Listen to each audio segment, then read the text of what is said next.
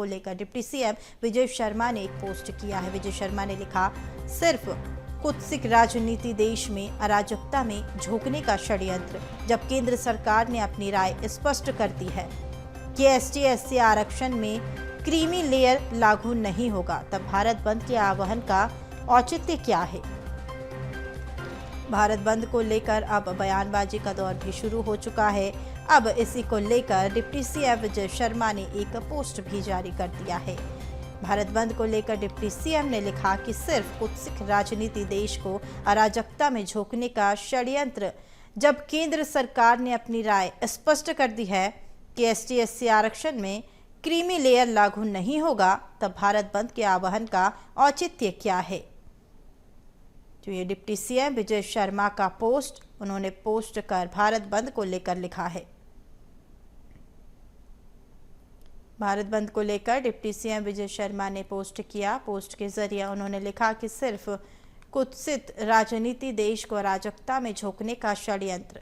जब केंद्र सरकार ने अपनी राय स्पष्ट कर दी है कि ST/SC आरक्षण में क्रीमी लेयर लागू नहीं होगा, तब भारत बंद के आह्वान का औचित्य क्या है। डिप्टी सीएम विजय शर्मा ने भारत बंद को लेकर एक पोस्ट जारी कर दिया है। उन्होंने कहा कि सिर्फ कुत्सित राजनीतिक हो रही है।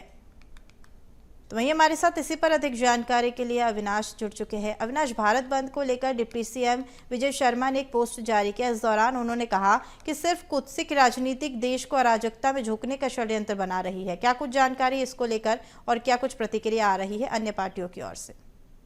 देखिए, ST/SC संगठनों ने हाल ही में सुप्रीम कोर्ट के 7 जजों की पीठ के द्वारा जो फैसले बनाए गए थे उसके विपरीत जो है ये प्रदर्शन कर रहे हैं कि जो ST/SC वर्ग के लोग हैं, उसके साथ ही जो आर्थिक रूप से जो कमजोर लोग हैं और जो वास्तविकता में आरक्षण की जिनको आवश्यकता है, उनको लेकर ये क्रीमी लेयर और नॉन क्रीमी लेयर के बीच चर्चाएं हुई थी। और उसके बाद से फिर ये जो भारत बंद का आह्वान ST/SC वर्ग के जो लोग हैं जो इस दायरे से हट रहे थे, उनके द्वारा, उन संगठनों के द्वारा जो है भारत बंद का ऐलान किया गया। और उसी को लेकर डिप्टी सीएम विजय शर्मा ने ट्वीट भी किया। उन्होंने कहा कि ये केवल देश को अराजकता में झोंकने का षड्यंत्र है। और उन्होंने स्पष्ट रूप से लिखा भी है कि केंद्र सरकार की राय जो है तय है, पहले से स्पष्ट कर दी गई है कि ST/SC आरक्षण में क्रीमी लेयर लागू नहीं होगा। उसके बाद भी 21 अगस्त को यानी आज भारत बंद का जो आह्वान का क्या औचित्य है, इसी को लेकर उन्होंने पोस्ट किया है। लेकिन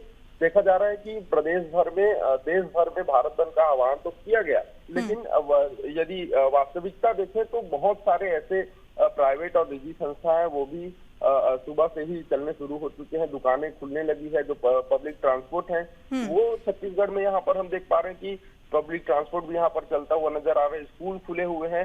तो कहीं ना कहीं छत्तीसगढ़ में उतना खासा प्रभाव जो भारत बंद का है वो तो नहीं दिख रहा है, क्योंकि जो व्यापारिक संगठन है उनके द्वारा भी इस भारत बंद का समर्थन नहीं दिया गया है। जो चैम्बर ऑफ कॉमर्स है उसने भी इस भारत बंद का समर्थन नहीं किया है। तो कहीं ना कहीं प्रभाव नहीं है। लेकिन डिप्टी सीएम के बयान के बाद जरूर इसमें सियासी जो बयानबाजियां हैं वो आनी शुरू हो जाएंगी। और क्योंकि उन्होंने आज प्रेस वार्ता भी करने वाले हैं इस विषय को लेकर और कई अन्य विषयों को लेकर, उस पर भी ये पता चलेगा कि किस तरह की प्रतिक्रिया आती है।